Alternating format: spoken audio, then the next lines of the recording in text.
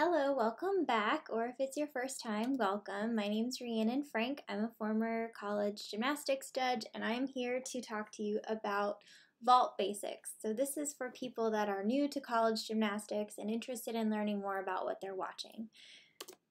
So here's a couple tricks for vault. So the first trick, especially if you're actually in the arena watching live, is that if you bring the vault chart, the athletes will actually tell you what vault they're going to do before they even do it.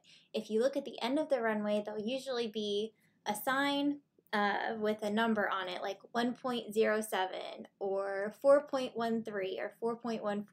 If you have the vault chart, you can look at the chart, you can see what the vault is that they're going to do and what the maximum score is for that vault. So I have listed a couple of the most common vaults that we see and their vault numbers, so keep this handy if you're in the arena and you want a sneak peek of what you're about to see so you can prepare your brain and your eyes for what you might see.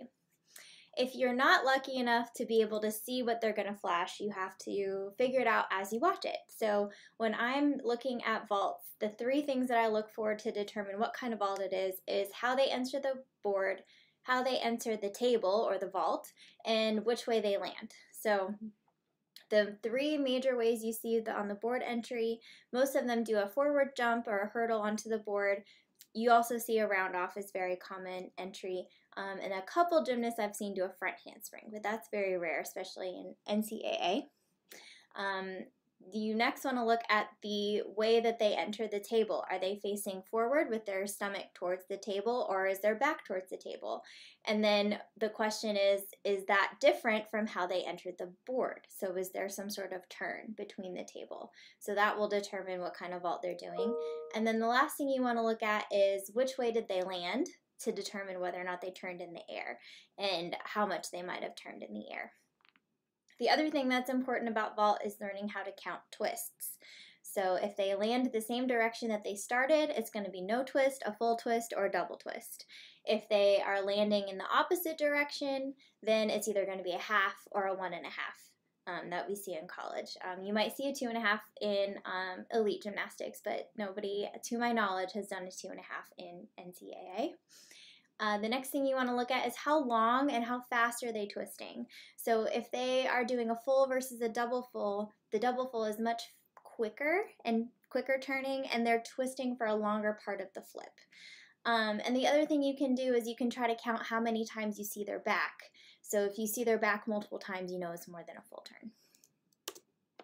So here's a copy of the NCAA vault value chart that you can find online, but I have a copy here as well with the vault numbers, the type of vault, and the maximum score.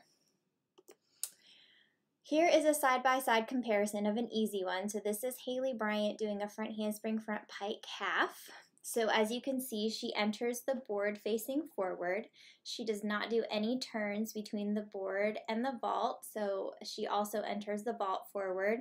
And then she does a forward flip with a half turn. So she lands facing the vault, which is a different direction than when she hit the vault. So we know that she has at least a half turn. So you can see it in slow motion on the right, front handspring, front pike, half.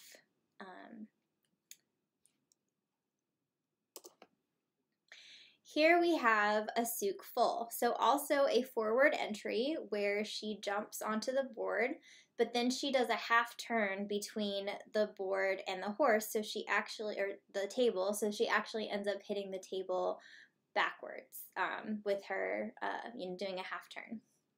So she then flips backwards, doing a full twist, because you can tell she ends up landing facing the table rather than facing out from the table. So that would have been a half if she faced out. You can tell it's not a layout because you can see that she does a turn in the air. And you'll see when I show you a double full, it does twist a lot faster when they do a double full. So here's a side-by-side comparison of a full and a 1.5. As you can see, it's the same team. We have, Chloe Clark on the left and Alyssa Baumann on the right. It's the same exact entry. You can see Chloe lands facing the vault when she finishes, where Alyssa does an extra half turn, so she lands facing out. So that is the easiest way to tell the difference between a full and a 1.5. You can almost see the athletes sometimes do the full and their head almost leads back, so they're spotting the full and then doing that extra half on their landing.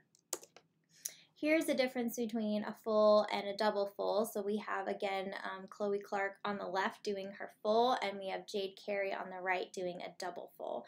So you can see Jade twists much faster than Chloe, and for a longer period of time. Chloe finishes her full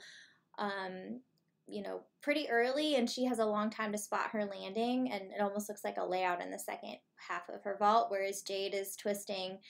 She also can see her landing, but is twisting for a lot longer in her vault and a lot faster.